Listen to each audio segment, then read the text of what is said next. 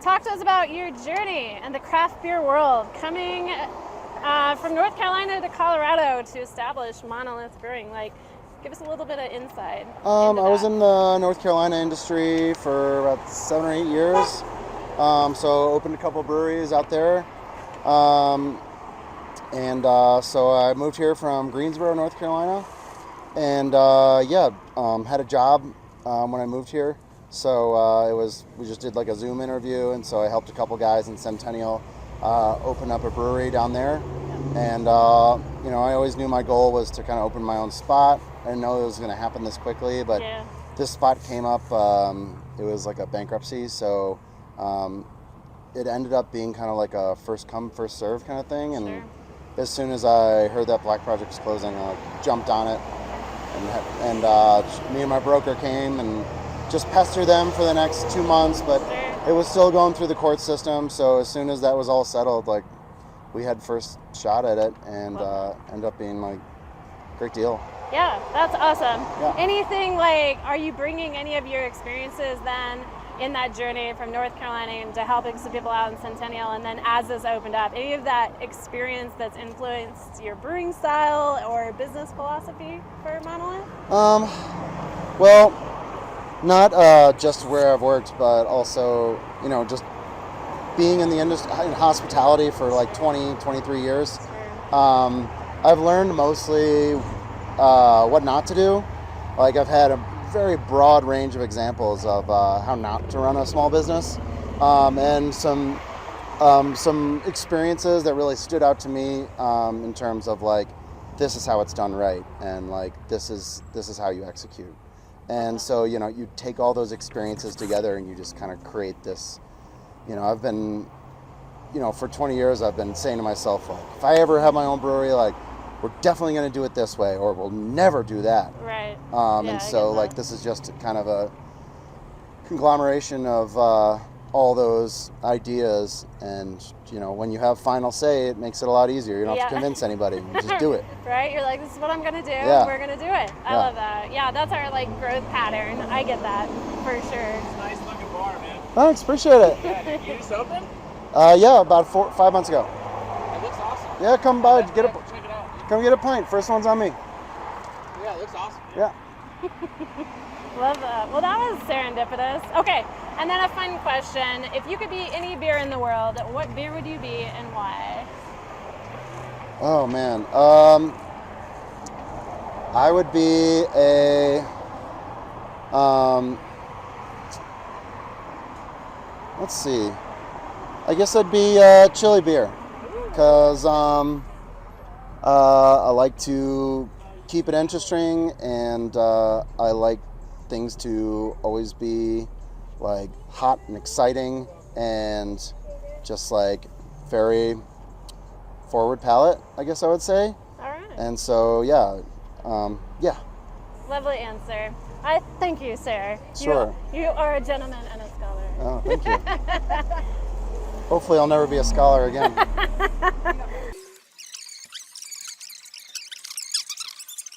You have some pretty unique, classic, modern beer styles happening. Talk to us about your sustainability approach. How does that inspire your recipes? It factors into a lot. Well, first and foremost, we use 100% local malt and yeast. And so that means all of our base malt is coming from root shoot. We've played around with a little bit of Colorado malt as well, and all our roasted stuff comes from Troubadour, without exception. Sure. So we pay a little more, but it is, in my opinion, and I've worked with a lot of craft malts in North Carolina, but I mean, the root shoot Genie Pale is the best base malt in the country. Nice. Hands down. All right. Yeah, that's saying a lot. I mean, what you're putting out is amazing, so it speaks volumes there. Well, they win awards for that at the Craft Malting Awards every year. So, I mean, proof's in the pudding. Yeah, amen to that. What about any fan favorites that you've got going on here at Monolith for your audience's selections? Any big factors into why they're liking them? Actually, there's some surprise ones, like the Capsaicin Elation, our jalapeno Serrano ale. Yeah. typically that would be kind of a one-off thing for me, but people keep coming back. It's like, where is the capsaicin? I'm just like, all right. So, it kind of ties into how you never know what like your core beers are going to be until people start demanding to have them back, and you're like, okay, well, I guess that's a core now. Yeah. So we kind of let the guests decide what our flagships are going to be. Sure. And then we just kind of do one-offs from there. Love that. Yeah. Love that approach. Kind of a bonus question. Talk to me really quick about your setup, what you got going on right now. Are you brewing once a week, twice a week? 2 to 3 times a week. Okay. It takes 2 turns on this to fill one of these tanks. Yep. It's a very manual process. The entire brew day is run off this one cart pump. Okay. So everything we do is we're a one pump operation. Okay. So it can be pretty labor intensive. We don't have, an auger or rakes or, pneumatic valves. We're just moving hoses, 100 times a day. Yeah. But that sweat that you put into it, and I think it kind of shows up in the character of the beer. Absolutely. The character, not the flavor. Yeah. Specifically. Yeah. Specifically. Yeah. Any other sustainable practices that you want to highlight beyond using local ingredients? You've gone totally paperless here. Mm-hmm. I know that's a big marketing point for you. How'd you achieve that, and any feedback? Well, at first, I was like, well, I don't want to waste space with an office, and being paperless is going to be easy. Yeah. And then I didn't really think about it at first, and then there's so many things that require paper, like napkins, toilet paper, business cards, all that. So you have to try to figure out alternatives to make this paperless claim 100% accurate. Sure. And we absolutely are. We have bamboo toilet paper, bamboo napkins, sugar cane to-go boxes. Nice. My business cards are bamboo. Yeah. So we've been somehow able to deliver on that promise, and it's good. Yeah. It's honestly not even that much more expensive. Okay. It might cost us an extra, I don't know, $1 or $2 grand a year. Yeah. Tops. Yeah. And also they're high quality products too. So our toilet paper is 3-ply, which you don't really get with tree paper. So No. we're really proud of that. Absolutely. Yeah. Man. And you're right. Like, a lot of people don't often fulfill that, right? Like, they say they're paperless, but it doesn't always come through. Also, I don't want to deal with filing cabinets and Yeah. stuff like that. I just, What do you hate mean? that stuff.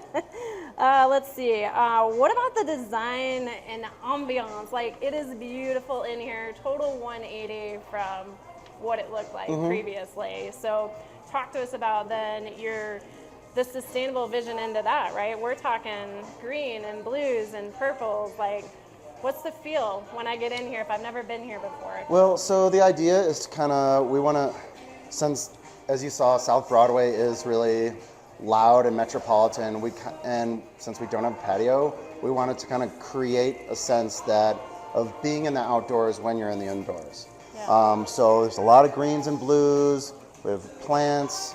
We have these little self-sustaining terrariums here that we did for. We hosted an event a couple weeks ago. It was like a terrarium building event. It's a lot of fun. So we got them to bring some big ones as well, and my wife and brother helped make. As far as the overall design, I'm fortunate enough to be the son of an interior designer. Yeah. So she really helped out with the furniture design and the colors and the fabrics, and all the entire cloud lighting system was all her brainchild. So very fortunate for her. So really, when people can come in, they can kind of expect that separation from the loud and overall busyness of what South Broadway is. I mean, this is more of, I can come in and I can enjoy the environment. Really, it just kind of like sucks you right in with the calmness that you've chosen. So we want it to be serene during the daytime, someplace you can, that's why we open early. We want a place like you can work from, have a beer or kombucha or something like that. Yeah. And then at night, we have like 4 different playlists for just the energy, and they're all curated to matching that energy. And so Love that. in the front is where we throw the party, and if you want to sit in the booth, we actually isolate these speakers, put them in a much lower volume. Sure. So if you want to be in a more intimate setting, you can enjoy without definitely do having to yell over each other. I love that. I love that. Okay, so in your experience then, so in your brewing approach, your client expectations, do they differ then maybe from what North Carolina had to offer to like that East Coast vibe to more of like the Colorado vibe? And does that influence any part of what you're talking about then, what you're offering in this serene environment? I think there's a couple of things that are really interesting in terms of the difference between Colorado and North Carolina. First of all, everyone in Colorado offers 4-ounce pourers, which is really cool, like really small pourers, and you just don't see that a lot in North Carolina. Yeah. And I definitely have to spend far less time educating our guests Sure. on like even what craft beer is. Yeah. In North Carolina, people come in all the time and order like Bud Light. And I'm like, well, we're a brewery, Yeah. we make our own beer. They're like, so do you make Budweiser? I'm like, no, we make our recipes. They're like, did they give you the recipe? I'm like, no, there's other beer. In the world. Right. So I've Weird. gotten that more than a few times. Yeah. So we definitely have to spend less time and resources educating our guests, which certainly, and as far as an employees go, most of them are already very familiar with craft beer, so I don't have to spend as much time on training and our styles and our culture and things like that. Very cool. Yeah. Yeah, definitely a very educated palate around here when it comes to beer drinkers, that's Yeah, for sure. for the most part. What about your food that you have going on? I know you're big into community and collaboration. You've got the empanadas. Mm-hmm. Talk about how that maybe complements the beers that you're brewing. Well, it's great. I love our food program. We have a really great partnership with Maria Empanada, just a couple doors down. And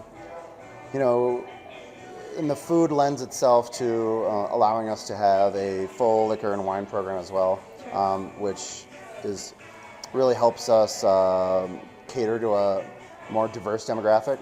Sure. But Maria is fantastic to work with. We're going to be bringing in a couple more hot food options as well. They're the whole. I mean, we are not a restaurant. I mean, technically we are, but I wanted to get away from having like a kitchen and kitchen labor, especially. Yeah. In order to not go out of business right away, because I know I can do this successfully. Sure. But you add kitchen in there, Totally different it's a little bit out of my wheelhouse, and that adds. One thing I hate is X factors, because I don't know, I don't want to fail. Very good. Just making the whole process idiot-proof, but still a really high quality and fresh product is essential, and they allow us to do that. I love that. What about, actually you covered these both. You're already engaging and collecting with your customers and stuff. So talk about then, let's get into your beers a little bit more. We want to highlight your collab with Downhill Brewing, Wading into Infinity as a tribute to Dan of Wooden Robot. Can you tell us a little bit more about that? As much as you want, just a little bit how people can support and all that as well. Sure. For those that don't know, Dan Wade, he tragically passed recently in the last month, and in a workplace accident in the brewing industry. So serves as a stark reminder, just kind of the dangerous environments we subject ourselves to as brewers. But he was a particularly large influence on my life. When I just got out of brewing school at Siebel, I didn't really know how to brew. I could tell you the metabolic pathway of Saccharomyces cerevisiae, but I didn't know how to clean a tank. I had no production experience, so I made it a point to go around to as many breweries in Charlotte, Raleigh as I could, and just ask if I can hang out and just ask a million questions. Yeah. And Dan at Wooden Robot was one of those that he was just completely an open book. A lot of brewers would say, oh, well, actually that's proprietary or whatever. But he was like one of my, biggest mentors. And he taught me, there's just so many things during a brew day when it's just like turning a yeast drink upside down and draining it that way instead of holding it up to drain out of the valve, or like the way I loop my hose around the thing, or how I rinse out my drain hose. Just like little things are constant reminders. And so, I'm really grateful for that because, but anyway, we did collaboration with Downhill, and the brewer Shane over there was also friends with Dan, so we decided to donate $2 of every pint towards the Wade Family Fund. Awesome. And that goes to supporting his newborn baby. Unfortunately, his kid was only a month old when he passed, so they need all the help they can get. Yeah. And if anybody's interested in helping that cause, you can just look up the Wade Family Fund that's WADE on I think it's on GoFundMe. GoFundMe. We'll include the link for him as well. Oh, Yes. Thank you very much. Yeah, totally. And so, the beer is fantastic. It's nice, hazy, tropical IPA. Not too many surprises, just super drinkable, super hoppy. It's cool that you can do that. Help support where you can, right? And Yeah. kind of where it hits the most, maybe? Well, it's nice to show how much you care coming outside of North Carolina, and that we can kind of cross state lines to help out and still be part of that community however we can. Yeah, right on. Good on you. It's very cool. What about beyond that? You're pretty new, right? We're talking 5-ish months. You're already at Collab Fest. You've got your food pairings going on. You've got your collaboration with Public Offering. You've got it with Burns Pub and A Bit Twisted. Like, how do you go through like the shared values or goals that you hope to achieve in those collaborations? Like, you want to be out in the community and doing that collaboration. Is that just your way of like showing people like, hey, this is how we do it? That's me paying it forward of this like shared community. Like, how do you see that collaboration? I don't know if I give myself that much credit. Fair. I think it's more just like meeting up with like a brewer friend of yours is hanging out with this other brewer, and you're hanging out, and you guys just click, and 8 beers later, you're like, yo, we should collab or something. Okay. And then that turns into a text message, turns into an email, and turns into whatever. I mean, I've done 40, 50 collabs in North Carolina.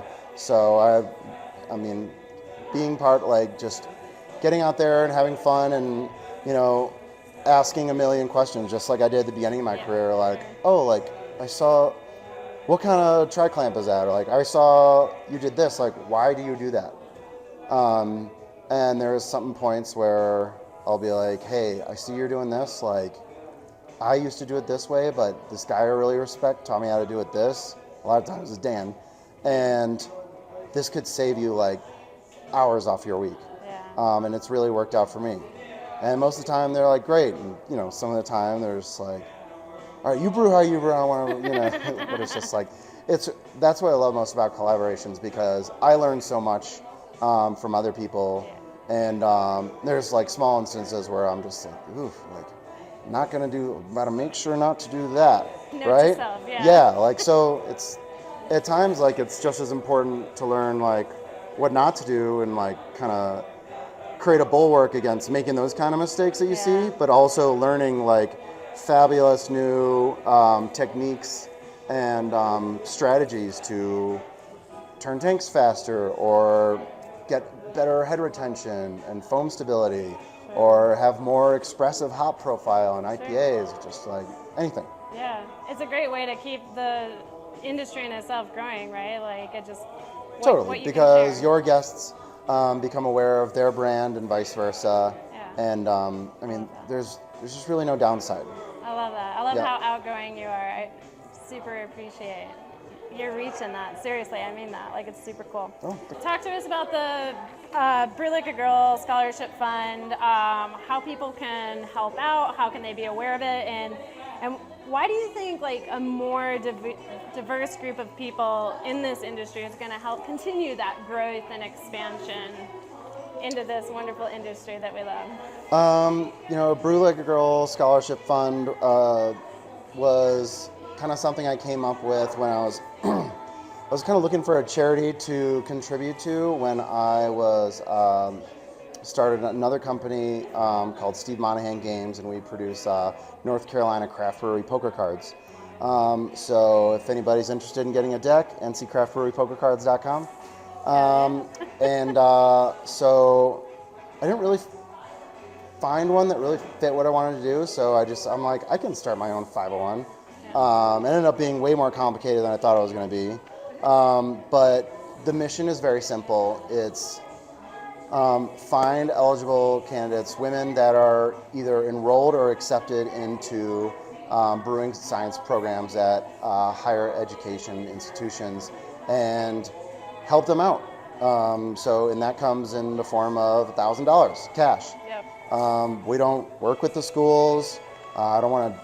This is supposed to be. We're basically, the idea is to make it as seamless and easy and as least cumbersome as possible on these young women. So if they've already paid their tuition, but the next one's coming up and they need money for books or something like that, it's just like all money is fungible, and you can basically help them with whatever help they need. Right. And it doesn't necessarily need to be tuition. I mean, it's great if it goes towards that, but helping them thrive and get out of school and get in the community. Part of that's mentorship as well, and we encourage them to, we provide resources for them to kind of figure out what direction to go, how to best plan their career. Okay. Wow. For me specifically, I tell them to reach out if you have like question about like mash steps or anything like technical brewing or kind of entrepreneurship stuff. Sure. And we other members of our board are geared towards marketing and events. Our VP is the events coordinator at the North Carolina Guild, so she brings a lot of talent experience as well. So we give them the link, they apply, we do a Zoom call. If we like them, Venmo them $1,000. Cool. And it's very simple, and it's just a great way to help out the brewing community, and especially a big sector of it that doesn't get as much support and exposure as they need. So. For those interested in helping out, link is on your website. Yep, We there's a can donate attach button. it to. Cool. Just click it and put in as much as you can afford. Right on. Yeah. Thank you. I love what you're doing. Let's cruise this way. Sure. And So 1% of all our revenue 1%. here Oh, okay. goes to that. So we've already funded enough for like a couple scholarships. So we're very excited to start awarding those. We're getting in touch with the different school programs around here, Nice. Regis and Metro, and things like that. So you could definitely look forward to seeing a couple of our scholarship recipients on our Facebook and Instagram within the next couple months. That's so cool. Yeah, especially for the fall season coming up, right? It'll be for next year, I'm assuming. Sure, whenever. Yeah, or whenever, right? Yeah. However it fits their needs. Sure. Love it. Well, festival season's coming up, summer's on its way, spring is shining brightly. What do you want to let the people know? What you got coming up, especially for this year? Anything we can look forward to? Well, every Tuesday we do a live jazz jam. It's really cool. We have a core 3 that gets started, and then people who signed up the previous week bring their trumpets, trombones, saxophones, harmonica. We've had a couple lovely jazz singers as well come in. Everything under the sun, oboe, clarinet, and they just jam together, and sometimes it lasts 3.5, 4 hours. Just because nobody's running out of steam, they just keep the party going. Yeah. One night we had like 8 different drummers who just cycled in and out. Wow. It ends up being a pretty big bar tab for the band, but that's okay because they bring in a great crowd too. It's our busiest night as far as the weekdays go. Sure. Then Wednesdays we do a board game night. So we have 70 board games over there. Most of them are independent games made by kind of indie board game makers and designers. So we want to support kind of those local guys as well.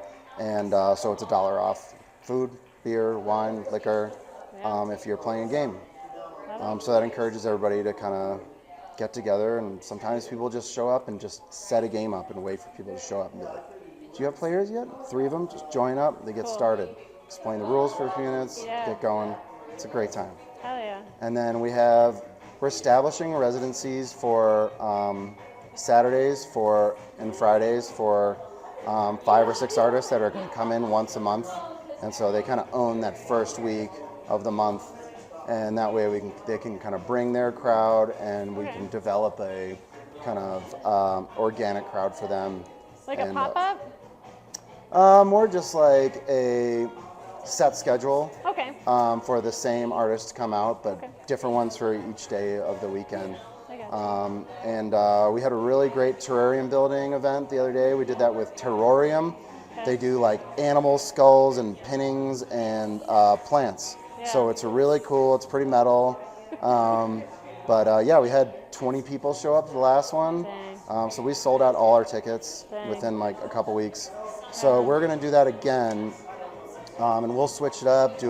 Next one was going to be a carnivorous terrarium building. So like little Venus flytraps or like the potted plants or something. That would be super cool. And then we'll do one of like just moss walls like we have over there behind the taps. Yep. Cool. So I'm looking forward to doing that as far as ticketed events. That's a really fun. Okay. Love it. Love it. All right. That's really all we got. Thank you. I know you said it again, and I'm not trying to like blow smoke up your ass or anything. I love what you're doing. I love your message. Man, you're just living it and walking it, and I appreciate that, and I respect it so much. Thanks. I really am living the dream. This is the most fun I ever had. Super cool. I've never worked more hours, but at least it's worthwhile. I was here till 2 a.m. like cleaning the floors. That's like, cleanliness is the most important thing to us outside of hospitality. Beer quality is a far distant third, because hospitality is like why I got into this, and you can't give a good hospitality experience if you don't have a clean tap room. Amen. Two go hand in hand. Yeah, that's the experience, right? Yeah, and if the beer is good, then that's just a nice little bonus. It's a huge perk. It's a huge perk for sure. Cool. Thank you again. That's my pleasure. Super appreciate you doing this. Oh my gosh.